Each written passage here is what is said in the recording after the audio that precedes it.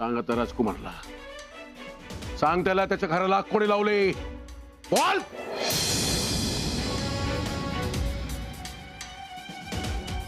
हो रावसाहेब, घराला आग कोणी लावली ना? मी लाव.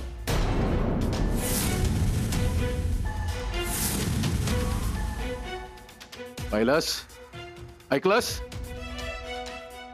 तुझ्यामुळे, तुझ्यासारख्या उपट सुमनच्यामुळे प्रत्येक आरोप होतो गावातला माझ्यावर, प्रत्येक आरोप. रावसाहेब मला खरंच माफ करा. तेव्हा मी रागात होतो, भानावर नव्हतो. मी काय वाटेल ते बोललो तुम्हाला. वाटलंच तर मी तुमच्या पायावर नाक घासतो रावसाहेब, पण मला माफ करा.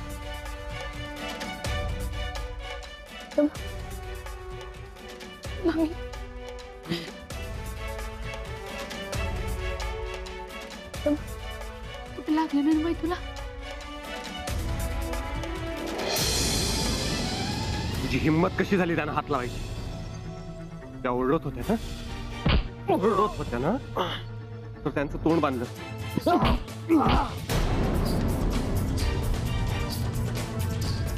त्यांचे हातपाय बांधले. त्यांना ओढत घेऊन गेला, ओढत घेऊन गेला, ओढत घेऊन गेला. प्रतापराव, मी बघतो त्याच्याकडे. त्याची गय केली जाणार नाही, त्याला असा सोडणार नाही मी. शब्द आहे माझा. प्रताप, रावसाहेब, अजून एक गोष्ट ऐकून तुम्हाला धक्का बसेल किंवा कदाचित वाईटही वाटेल. आपलं घर उद्ध्वस्त करायला एकटा आलेलं नाही, त्याचा अजून एक साथीदार आहे. महत्वाचं म्हणजे तो अजूनही आपल्या घरातच आहे.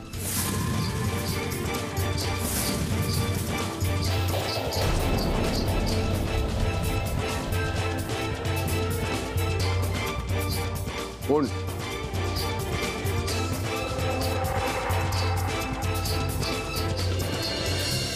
रमेश दादा, पांडू दादा, चंद्रकांत भाऊ. कापासून आवाज देते, कुणीच नाहीये इथे. कुठे गेले काय माहिती. पांडुरंग दादा. मॅडम, तुम्ही बोलवलं? हो, कुठे होतात तुम्ही पांडू दादा? केव्हापासून हाका मारते मी. मी बाहेर होतो मॅडम. बरं, वाड्यातले सगळे कुठे गेलेत? कुणीच दिसत नाहीये. ती समधी लोक बाहेर गेलीत मॅडम. तुम्हाला काही हवंय का मॅडम? हो, मला ना डॅडचा कॉल आला होता. थोडा प्रॉब्लेम झालाय, सो अचानक मला जावं लागणार आहे. तुम्ही माझ्यासाठी एक टॅक्सी घेऊन येता का? हो मॅडम. आणि हो, रावसाहेब आणि ते सगळे येईपर्यंत मी काही थांबू शकत नाही. तुम्हीच त्यांना सांगा की अर्जंटली जावं लागलं. हा, मी तसं त्यांना फोन करेनच नंतर. जी मॅडम.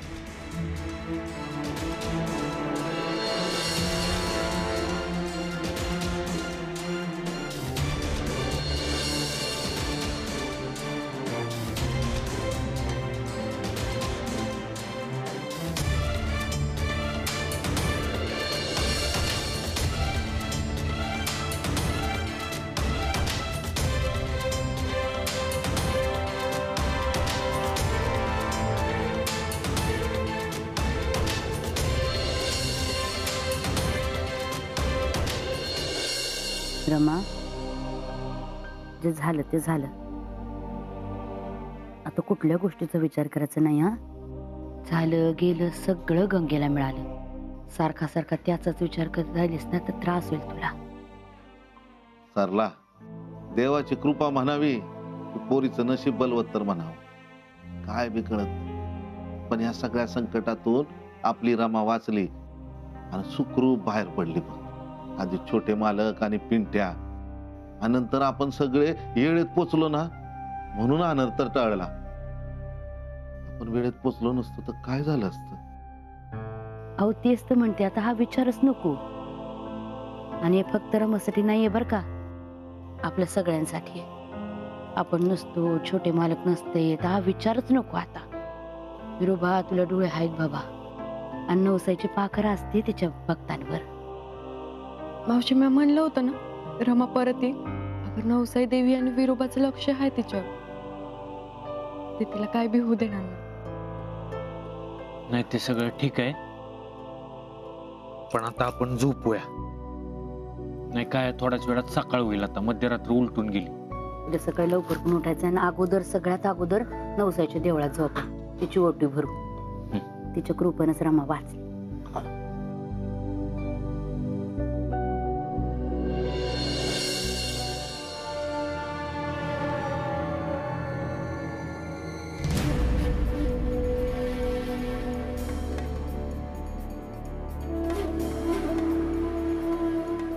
हे गेलाय काय माहिती हा पांडू. किती वेळ झाला याला टॅक्सी आणायला पाठवलंय.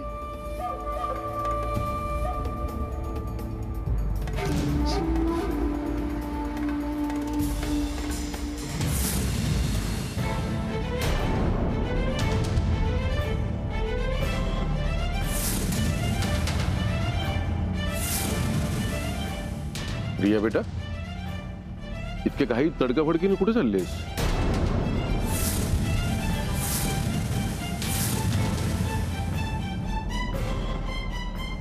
मॉमची तब्येतच अचानक खूप बिघडली आहे, त्यामुळे मला जावंच लागेल.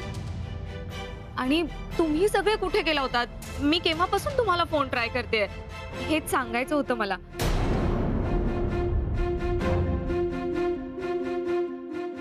बरं, काय झालं? रमाचा प्रॉब्लेम सॉल्व्ह झाला ना? कुणी किडनॅप केलं होतं तिला? काही कळलं का?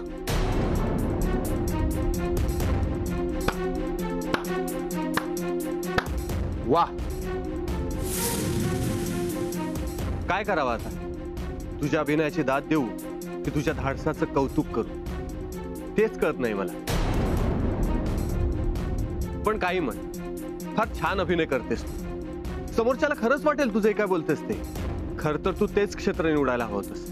तू चुकून. अरे मी कुठे अभिनय करते? बस बस, तू हे तुझं साधा आणि सोजो रूप आई आणि रावसाहेबांना दाखवून त्यांचं मन जिंकण्याचा, विश्वास मिळवण्याचा प्रयत्न करत होतीस ना. पण तुझं खरं रूप कळलंय सगळ्यांना.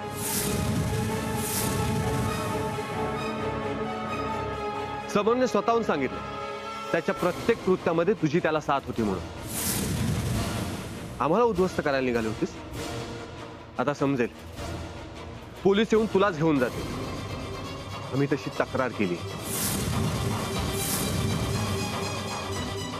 रिया, का केलंस हे असं? आम्ही सगळ्यांनी इतका विश्वास ठेवला तुझ्यावर. या अशा पद्धतीने प्रतापच्या आयुष्यात का आलीस? माझा तर विश्वासच बसत नाहीये की तू असं वागलीयस. ठेवा मग विश्वास, कारण हे असंच आहे. माझ्या डॅडला, समरच्या डॅडला आणि समरला, आम्हाला सगळ्यांना मिळून तुमचा हा पक्ष निस्तनाबूत करायचा होता. त्यासाठीच मला तुमची सून म्हणून या घरात पाठवणार होते. आणि पुढच्या सगळ्या कारवाया माझ्या मार्फत करायच्या होत्या. शी, कशी ग माणसं तुम्ही? राजकारणासाठी इतक्या खालच्या थराला जाता? मी मोहनराव सरदेसाईंची मुलगी आहे. ही नाती, फालतूची बंधनं, त्या सगळ्यापेक्षा ना सगळ्यात महत्वाचा मला आमचा पक्ष आहे. आणि तो आहे तरच आम्ही आहोत ना. त्यासाठी मी कुठल्याही थराला जायला तयार आहे. काहीही झालं ना तरी पाचवडमध्ये तुमच्या पक्षाला बळकट होऊ द्यायचं नाही. हे प्रेम वगैरे या सगळ्या गोष्टींवर आहे ना माझा अजिबातच विश्वास नाहीये. पण तुमचा विश्वास आहे ना, म्हणून त्याचा आधार घेतला. प्रताप, तू खरंच मूर्ख आहेस रे. कोणत्या मोलकरणीच्या काय प्रेमात पडलास? यापेक्षा कितीतरी सुंदर आणि चांगल्या मुली तुला मिळाल्या असत्या. सुंदर आणि चांगल्या म्हणजे कशा? तुझ्यासारख्या? जाऊ दे, तुझ्याशी बोलण्यात ना काही अर्थच नाहीये. निघते, मला उशीर होतोय. एक मिनिट, रिया मोहनराव सरदेसाई, तुमचं पाहुणचार अजून बाकी आहे.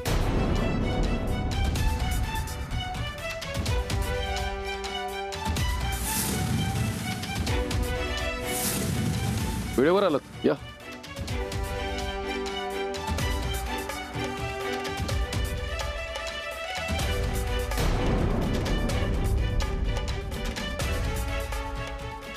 आमच्याकडे जसं पाहुणा असतो तसा पाहुणचार असतो. तुमचं आता कसं पाहुणचार करायचं? तुम्ही जाधवांचं वाडा तर बघितलं, आता पाचवडचं पोलीस स्टेशन पण बघा. आणि एक गोष्ट लक्षात ठेव, जाधवानं निस्तनाबूत करायला खूप आले, खूप गेले, पण जाधव अजून इथेच पायरून उभे आहेत.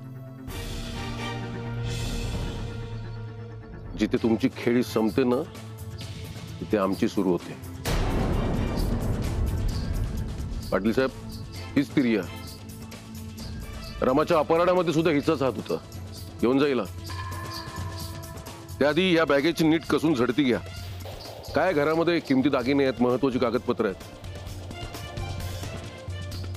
डोंट वरी रावसाहेब, मी आहे ना. चांगली कसून चौकशी करतो आणि सगळी पाळमुळं खणून काढतो. मॅडम, जा घेऊन. साहेब, हे सगळं महागात पडेल. डॅड सगळ्यांचा बदला घेतील. सोडा मला. सोडा. पंचनामा करतो आणि कळवतो. थँक्यू.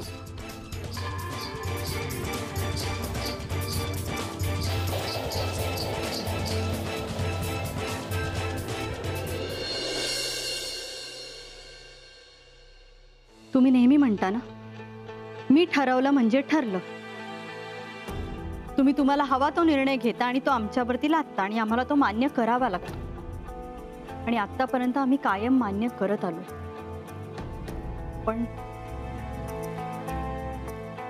पण काय? पण तुम्ही पाहिलत ना आज काय झालं. आतापर्यंत तुमच्या कोणत्याच निर्णयावरती आम्ही आक्षेप घेतला नव्हता, पण आज तेजू आणि प्रतापच्या बाबतीत काय झालं तुम्ही पाहिलत ना. तेजूचं आयुष्य उद्ध्वस्त होता होता वाचलं. प्रतापसाठी जी काही तुम्ही 2 स्थळं आणली ती चुकीचीच निघाली. मला माहिती आहे तुम्ही आपल्या तोलामलाची स्थळं बघताय, त्यांच्या चांगल्यासाठी सगळं करताय. अहो, पण हीच लोक आज प्रतापची आणि तुमची राजकीय कारकीर्द संपवायला निघाली होती. तेजूवरती हल्ला केला होता, त्यामुळे मला तर आता राजकारणी आणि बड्या बड्या लोकांची सोयरीक जुळवायला भीतीच वाटते. ऐका माझं, आता तरी डोळे उघडा आणि शांतपणे विचार करा या सगळ्या गोष्टीचा. अंदाज चुकतात कधी कधी वसुंधरा. याच बाबतीत नाही, रमाच्या बाबतीत सुद्धा तुमचे अंदाज चुकलेच आहेत. रमा खरंच खूप चांगली मुलगी आहे, पण तरी सुद्धा तुम्ही नको ती कारणं शोधून तिला अपशकुनी ठरवली.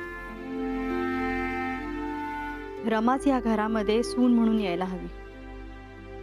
अहो, तिने आपल्यासाठी खूप केलंय. या घरावर जेव्हा संकट आली तेव्हा रमाच होती आपल्यासाठी. आज प्रताप जो धडधाकट उभा आहे ना आपल्या समोर, तो सुद्धा फक्त रमामुळे. रमाने स्वतःचा जीव धोक्यात घालून तेजूचा जीव वाचवला, तीही कुठलीही अपेक्षा न ठेवता.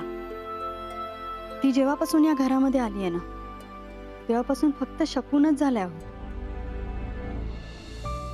प्रताप आणि तुमच्या पक्षाचा उत्कर्षच झालाय. तिने या गावामध्ये स्वतःचं एक वेगळं स्थान बनवलं, ते सुद्धा खूप मेहनतीने. अहो, अशी मुलगी कुठे मिळणार आहे आपल्याला. आता प्रताप तुमच्या इच्छेसाठी मन मारून दुसऱ्या मुलीशी लग्न करेलही, पण तो कधीच सुखी होणार नाही, कारण त्याचा रमावर खूप प्रेम आहे. आता तो तुम्हाला जे कधीच सांगणार नाही ना, ते मी तुम्हाला सांगते. मला आता हेच सांगायचंय की रमा आणि तिचे घरचे हे गाव सोडून चाललेत. रमाला थांबवा, तिला या घरची सून म्हणून घेऊन या. हा क्षण गेला ना, तर आपल्या मुलाच्या आयुष्यात फक्त अंधार होईल. प्लीज करा काहीतरी.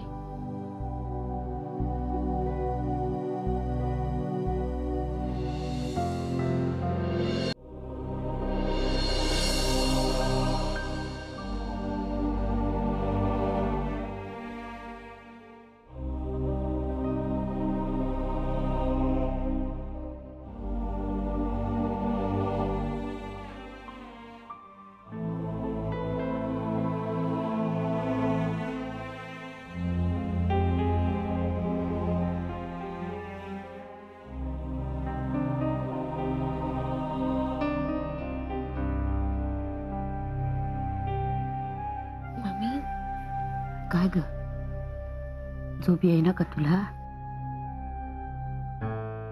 आम्ही अगं तू तरी कुठं झोपतेस? काय करू ग, खरंच झोप येत नाही. सगळं आठवतं. एखाद्या सिनेमात गोष्टी घडतात ना, त्यापेक्षा भयंकर गोष्टी घडल्यात आपल्या आयुष्यात. सारखं सगळं डोळ्यासमोर येतं बघ. आम्ही अगं तूच समजांना सांगतेस ना. झालं गेलं गंगेला मिळालं, विसरून जा समजा म्हणून. आलं तर तूच विचार करत बसतेस वे. खूप प्रयत्न करते ग आठवायचं नाही म्हणून, घराबाहेर पण पडते. घराबाहेर पडलं ना की आपल्या घराची जागा दिसते, ओसाड पडलेली, अंगण दिसत. गावात कुठे पण गेले ना तरी तिथल्या काही ना काही आठवणी असतातच. त्या जागा व्हायला लागतात.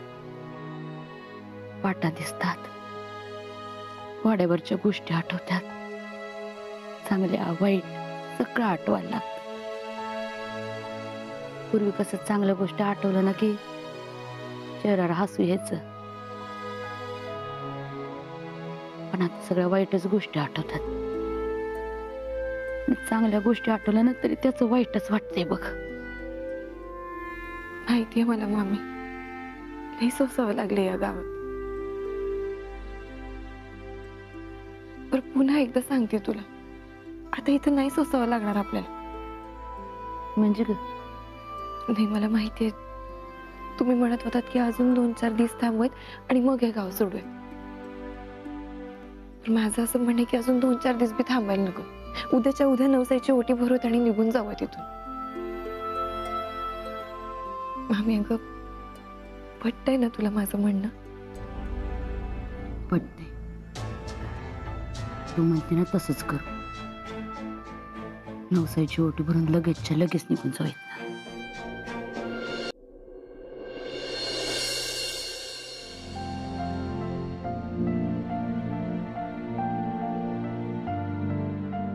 आई, आजवर आमचं पालन पोषण केलंस तू, रक्षण केलंस, आमच्या पाठीशी उभी राहिलीस.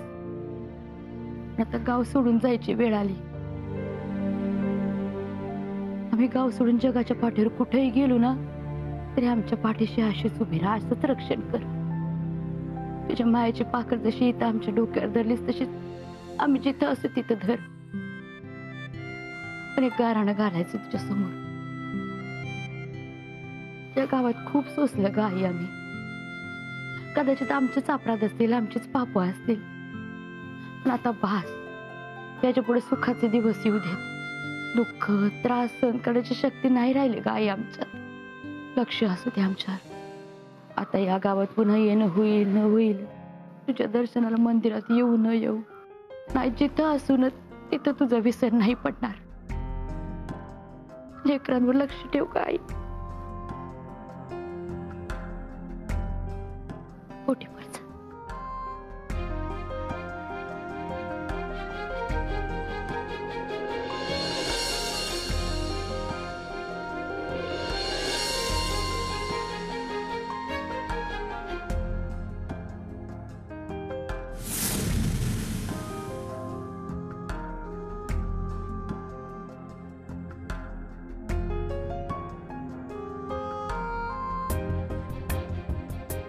निघूया.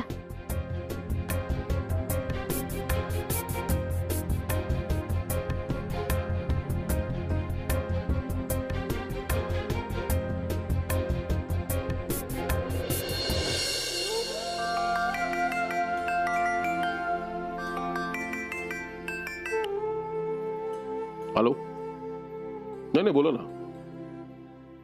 बर, या तुम्ही कधीही सांगा, मी कधीही पोलीस स्टेशनला यायला तयार आहे. हो हो, बरं वाटलं ऐकून. ज्या मार्गाने तपास चाललाय बरं वाटलं. थँक्यू. काही टेन्शन आहे का? टेन्शन कसलं, खुद्द कमिशनर साहेबांचा फोन होता. रिया आणि समरची कसून चौकशी करतायत डिपार्टमेंटवाले. त्यांना कोठडीत ठेवलंय, त्यांचा जामीन सुद्धा नाकारलाय. बरं, पोलीस वेगानं तपास करतायत. या प्रकरणात अजून जी बडी धेंड आहेत ना, त्यांचा सुद्धा तपास चालू आहे. म्हणजे अजूनही काही लोक यामागे असू शकतात का? हो, रावसाहेबांची शिकार करायला बऱ्याच जणांची गरज लागते. आता आहे बऱ्याच जणांची चौकशी सुरू. ते रियाचे बाबा, आद्याचे बाबा, आद्या, शिर्के, रिया, समर. तर रिया आणि समरने एक धागा दिलाय हातात. त्या धाग्याने सगळंच उसवून टाकतो की नाही बघ. अहो पण त्यांनी पलटवार केला तर? अगं काय होणार नाही, तू काय काळजी करू नकोस. रावसाहेब असल्या पलटवारांना घाबरत नाहीत. आता आपल्यावरचं प्रतापवरचं संकट दूर झालं असं समज. या संकटातनं आपण बाहेर पडलो ना तर देवच पावला म्हणायचा. तर सगळं पुढे व्यवस्थित होऊ देत. सगळं व्यवस्थितच होणार, माझा शब्द आहे. प्रतापराव कुठे आहेत?